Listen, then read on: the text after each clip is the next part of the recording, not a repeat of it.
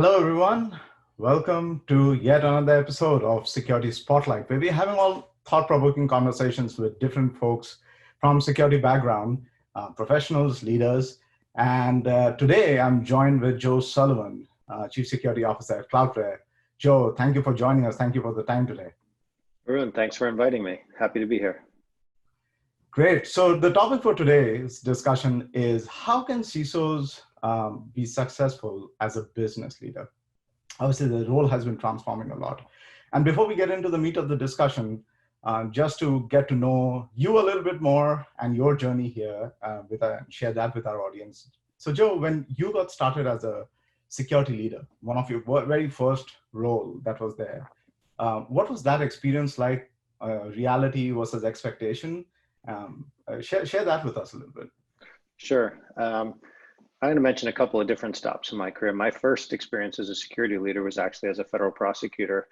And once you get trained up as a federal prosecutor, you kind of walk into your first meeting and you realize I'm meeting with a bunch of law enforcement officers who have guns and who go and make risk decisions all day long. And they're looking to me for guidance on what to do and where the boundaries are. And you quickly realize that security is hard. You have to make judgment decisions all the time, and a lot is weighing on those decisions. Same thing happened when I moved from government service into the private sector. I went to eBay, and I immediately started running an investigations team. And when you're running a team like that, there are constantly questions about, is it okay to look at this data? Is it like, how far should the investigation go? What should we focus on? How do we protect our customers? And one thing you realize is that you can't do your work in a vacuum. You have to understand the broader context of the law, the rules, the impact on customers, and how it all fits together. And I think every security role I've had since then has made me think more and more about my responsibility to kind of zoom out from the issue that I'm working on and think about the broader context. So yeah, with great power comes great responsibilities, as they say. Great, thanks for sharing that. So let's take it in present day context. To say that the role of a CISO has transformed a lot is quite an understatement, taking into account the world that is there today. But a key aspect of it is that the chief security officers, the security leaders have to transform into a business leader role. And there's a different expectation from them, from their stakeholders, which is the executive leadership team and others. Share some of your thoughts there as you went into this role, transformed your role into a business leader. How did you see those expectations change? Yeah, I think that the expectations of security leaders have changed dramatically over the last 10, 15 years. So after that role at eBay, I moved into more senior roles there and at PayPal, and then became a CSO at Facebook in 2010. And after that was a CSO at Uber and now at Cloudflare. And so looking at what I've seen over the last decade in terms of the expectations of the role of a security leader inside a company, I think they've changed dramatically. Partially it's, as a profession, we've grown up and we're doing more and we're doing better inside our organizations. But more importantly, the world around us has changed, and expectations of organizations and their investment in security is much bigger. There are data breaches, security issues of every kind. CEOs are held accountable. Boards are asking more questions. There are a lot more regulators looking at cybersecurity. There are a lot more governing standards. And so there's just a lot more structure, process, scrutiny from the media and the public, higher expectations all around. So it's fundamentally changed in the last 10 to 15 years. And so when I was chatting with you last on this topic, you were mentioning that there are certain chief security officers who are getting into this role. This is the first time being as a business leader, talking to board executive management. And you were sharing one of those conversations. Can you give us a little bit of a crux of how that conversation went? Like, if I am a chief security officer, I'm going to present to a board of directors, and I call my friend Joe Sullivan and go like, Joe, give me some tips on how I can be better. What would you say? Well, I mean, it starts with having a strategic vision.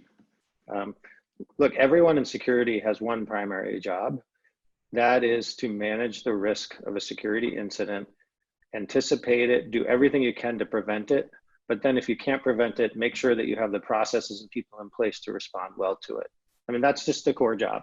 We set up a bunch of, control frameworks, what have you, to kind of make sure we're thinking about security and anticipating all the risks, and then we try and reduce them. And if we fail, we respond. So every security team is doing a version of that. But there's more to the job than that. And there's also ways that you can do that job better. And so that's what I focus on when I talk with other security leaders. I try and ask them to step back and think about, what is the company that you're part of? You can't, not all security teams are the same, and their mission isn't the same because their companies are different or their organizations are different. So for example, if you're in a consumer-facing business, then you have obligations to help think through the impact on the consumer. So if you're in a business-to-business context, you have different factors to think through in terms of expectations of customers.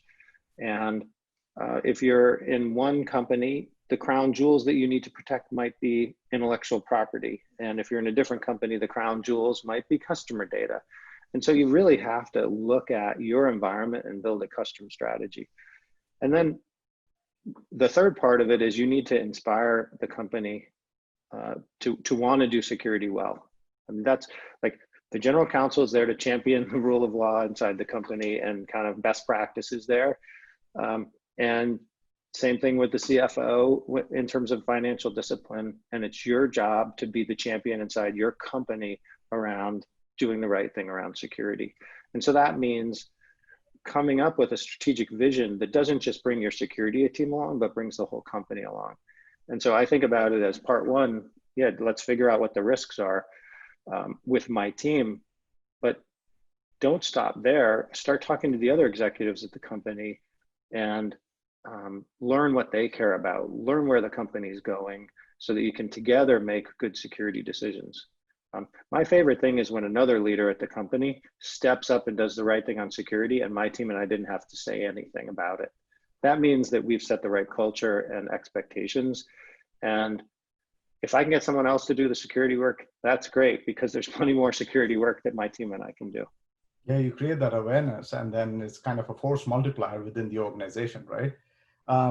But as you're talking about the different stakeholders, different audiences, one thing that the security leaders of today have to be very cognizant about within an organization, within their organization, is that there are different target audiences that I'm talking to. I'm talking to a CFO, I'm talking to a CEO, I'm talking to some other executive, and it's very different language, very different narrative that I need to have. So what are your thoughts on that? Yeah, this is a great point. When I started out, I remember when I first became a CSO, I thought I was doing a pretty good job after a couple of years. And then I worked with an executive coach, and she worked with me to understand kind of how I engaged with my company and my team. And she said, Joe, you spend 95% of your time inward facing, focusing on your team, and 5% out engaging the rest of the leadership team. I want you to flip it. I was like, what? But my job is to make sure my team handles each little thing really well. And she said, you've got to trust your team more. As the executive, you need to get out and understand the business more and understand your executive partners, because you're a group of, the executive team is a core group of people who run the whole company. And each of you needs to understand how all of the different parts work to do your part well and to steer your team into that, that bigger thing. It's not, you can't build just the wheels of a car without understanding how they connect to the, to the rest of the vehicle and how, and where that vehicle is designed to go. You have to understand how all the parts fit together, and security you can't do it well unless you understand what the risks are that the company is willing to take and what are the areas that the company wants to prioritize and be perfect at. And you're not going to learn that just inward focus with your team. And so this is a topic I spend a lot of time on thinking about after that coaching experience. And I've really tried to turn myself around and engage with the different executives at my company. And it was hard in the beginning. I remember feeling like these people are so important. They have big responsibilities. The CFO, has to get all the numbers right, and they got to stay on top of and work with sales to make sure that, their projections for the future are right. And they need to make sure that we all know what can be in our budget and what can't. And I don't want to take up that person's time. But then I realized that if they understood my world and I understood their world, we'd both do a better job. And so I started spending time with my CFO, my general counsel, the CTO, the CIO, and building relationships. And it started to pay dividends very quickly. One is I understood their world, and it made me a better leader of my team because I could tell the team what to prioritize. But it also meant that when I had to talk to the other leaders about security issues, we had a relationship of trust built through time working together. I was recently doing a session mentoring some less experienced CISOs, and one of the pieces of advice I gave, one CISO said, I'm having trouble engaging with the sales team because I just keep asking them to do security things and they don't really want to do them. And I suggested, why don't you, next time you go meet with the head of sales, ask them, how can I help you? And this CISO did that, and then emailed me a few weeks later and said, our whole relationship with sales has changed. And the reason was because you're building a relationship that goes two ways. And a lot of time in security, we fall into the trap of being the team that only shows up to ask other people to do something. And we never show up to ask people to help if we can help them. And you got to turn it around, because at the end of the day, that's all we're here for, is to help the rest of the company. And yet we were suffering from a brand deficit in that regard. Yeah, and so when I look at it, you touch on a really good point that the security professionals and security leaders, they cannot be just custodians of risk anymore. They have transformed their role into business growth, enabling business growth and things like that. And as I'm thinking about bring these audiences together, I can imagine, like, to a CFO, security leader going and saying that I'm not a cost center. The money that you are investing, I'm saving you money somewhere else. Is that how the conversation with different audiences should be, or? Yeah, you're exactly right. I've learned this. So I've had the good fortune of managing a lot of different types of teams over the years. So I've managed product and engineering groups, and even teams that worked on real estate, and a team that managed the front desk of our offices. And in every context, you have to think about what is the role of that team and supporting the growth of the company. And you also have to think about, as a security leader, you have to think about your audience. And so you mentioned the CFO. Let's talk about engaging with the CFO for a second. I got a really good understanding of how to talk to a CFO when I managed a fraud team, because when I managed a fraud team, we had very good success at taking the fraud rate down to, say, 40 basis points. And the CFO said, okay, I've given you, $500,000 to invest in your team, and you've taken it down to 40 basis points. I will give you $500,000 more if you could take it down to 30 basis points. And I said, and I went back with my team and I was like, we could double our head count and budget here if we could get to that result. And the team was like, oh yeah, we could, if you can get that much resourcing, then we could really have success. There's a lot we could do. And the CFO gave me the money, and I gave back to the CFO double that money by savings and reducing fraud. And it taught me a very simple lesson. The way the CFO thinks is, I will spend $1 to turn it into $2 over and over again. The problem a lot of us in information security have is we don't have that direct correlation between, if you spend money on security, you see the savings concretely the next day. It's not as explicit as sales or something like that. You give me $1, I'd turn it into $3. Right. And so in the fraud context, I could take $1 and turn it into $2 in savings, and everyone could measure it very clearly. In information security, it's a little bit more difficult. There's some frameworks and theories out there right now in risk where people are getting more granular, but I haven't seen any that just like are totally convincing to the CFO. But fundamentally, at the end of the day, when you're talking about the CFO, it's about dollars. And so you've got to figure out how to articulate why a greater investment in security will actually lead to savings and reduction. And we can quantify risk to a certain extent, and we can talk about the different ways. And then we can show the CFO that each dollar is spent as well as possible. But so that's how you talk to the CFO. But your CMO Right. isn't thinking like that. So if you're talking to someone on the marketing team about security, you're talking about something different. And so like to step back, when we have I think a really good security team here at Cloudflare that I'm proud of, that I've been the leader of for 2 years. When we talk about our team to ourselves and to anyone else at the company, the first thing we talk about is how we're focused on identifying and reducing risk, like I talked about. That's our bread and butter. That's what we do. Yep. But we also talk about, for our team, we talk about 2 other things. Number one, we talk about innovation. We know in a place like Cloudflare, innovation is an important word. This is what the company lives for. Half the company is product and engineering, building new things for our customers. And we're a security company. And my team can be the #1 customer and help innovate on our products.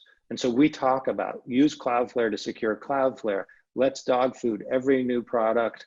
Let's get in the weeds. Let's tell all the product and engineering teams how we think it could be a better product. So that's a pillar of the identity of my team, that we care about innovation. And then we have a third leg in our security stool, which is sales enablement.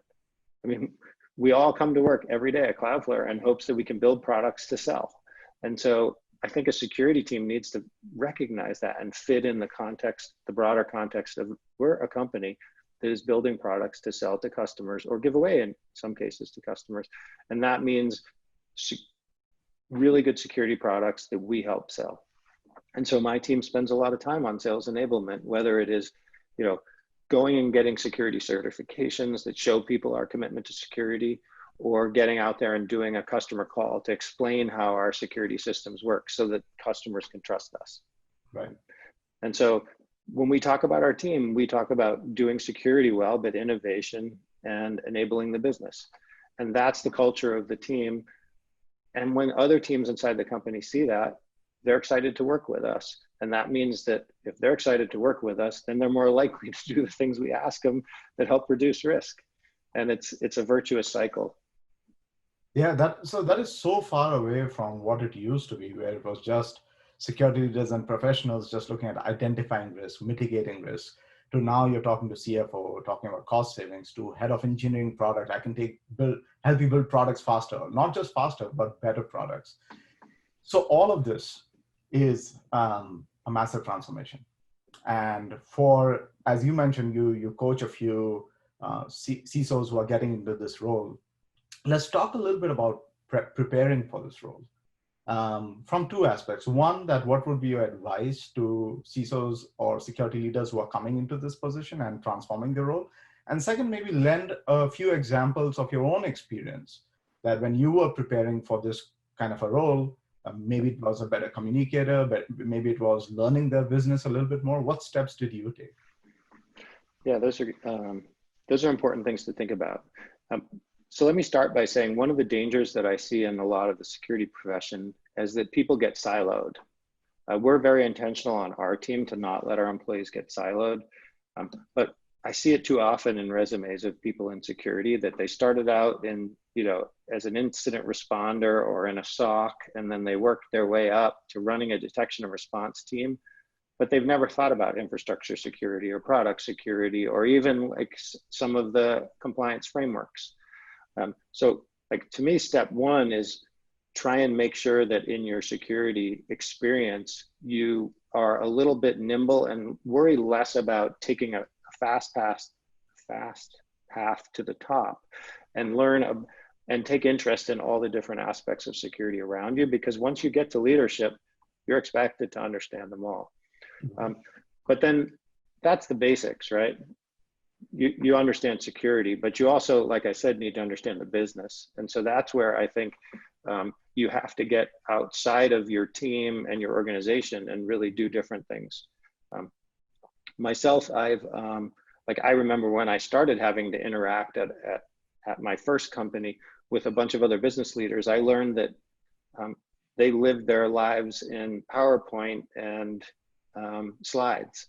And so I went I think I went to Office Depot and took a course at night for a couple of weeks on how to do PowerPoint well, because I just didn't want to, I was showing up with these very basic presentations and I couldn't figure out how to get slide transitions to work or whatever. And I just needed to learn it. And then a year later, I did the same with Excel spreadsheets, because as you start to manage teams and budgets, you need to understand how that works. And then a little bit later, I took a class on understanding balance sheets. And because if you work at a company, you need to understand where your budget fits into the bigger picture. And so I've continued over time. And funny anecdote, last summer, I was doing some recruiting for my team, and I reached out on a business social network to a potential candidate, and she responded and said, I'm not available or interested right now. And I said, why not? And she said, because I've decided to put my security career on pause to go get a master's in business. And I said, why is that? And she said, because I don't think you can be an effective security leader without understanding the business and being able to put it in context. And I thought, she's spot on. And she and I had some conversations after that, and she's helped do some CISO mentoring with me. And the thing I've realized is that after spending, my adult career in this profession and inside companies and leadership roles, I kind of have the equivalent of an MBA from life. And I think that a lot of people in the security profession could really benefit from thinking through and looking at the course catalog from an MBA program and taking some of those classes, because you really do need to understand and put security in the context of the business. The nimbleness aspect is so important in any role, but I think the role change that security leaders are going through is so seismic that the nimbleness is so key. So a couple of other things that I wanted to ask. One is that, okay, now I understand the audience. I've prepared myself by knowing a little bit more of the business tools. Now I step in. I've got the background. I have learned some tools, and I step in. What would make me an effective business leader as I get into the role? Sure. Over the course of the last few months, as we've been going through COVID times, my team is all remote. And one of the things we as a company started to do was some fireside chats where we'd bring in outside experts to talk to the company. And that was just to keep our education and development going and keep us engaged in things other than the daily job, even though we were all kind of sheltering in place in different places around the world. And we started doing that for my security team as well. And one of the interesting things was I had a CISO speaking, and she's a very impressive CISO who also has grown into now running product and engineering at her company. So not just the security team, but all of technology. And I asked her a question like this. What is the skill that you have that's a superpower that you were surprised would be so valuable for you? And she responded, writing.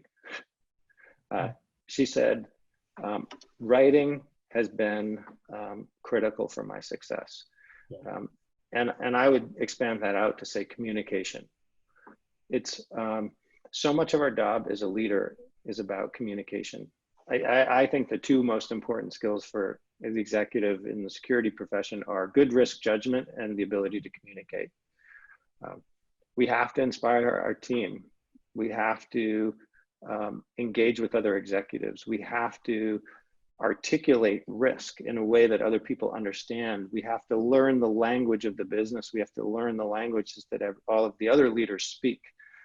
Too often we fall into security acronyms and forget that we're speaking with people who don't know what IAM or SIEM or any of those, all of those things mean, and they don't care and they don't want to learn them. And so we need to go to, if we're going to bring them along, we need to go to their space and speak their language and communicate well with them. That is so true, Joe, because now that you're you're saying it, I almost realize that in my social circles, through social media, LinkedIn, and others, I don't really see that many CISOs penning their thoughts down or writing an article that, there are a few that write really well, but you're right that a majority of the security leaders should be having that skill set of writing really engaging aspects. Yeah, we just have a tendency to go to what we're comfortable with, which is kind of the language we use with our teams. Yeah. I got trained the opposite early in my career. As a federal prosecutor, I was standing up in front of juries trying to explain complicated cases to people who weren't subject matter experts, especially when I started doing technology cases. If you're trying to explain the theft of a trade secret or something like that to someone who doesn't understand an industry at all, you have to figure out how to take it up to a higher level. And I think that's a critical part of what we do, especially when you start talking with the other executives of your company, and even more so when you're talking to your board. Yeah. So the other thing I always feel from a perspective of what keeps CISOs up at night, right? And I think we all now understand what keeps CISOs up at night from a perspective of like, oh yeah, of course there shouldn't be a breach. My company should become the headline in tomorrow's newspaper and things like that. But what keeps CISOs up at night as a business leader? That's a very different question, though. Well, to steal a line from the musical Hamilton, I think it's to be in the room where it happens. The most important part of risk judgment is having the context and being involved when the decisions are being made. The worst case scenario that happens in security too often is a big business's decision is made without security being factored in. And then you're invited at the last minute and you got to figure out how to bolt on security solutions. And it can be in the launch of a new product. It can be in a merger and acquisition context. It can be in terms of, it can be as simple as like the decision to terminate an employee.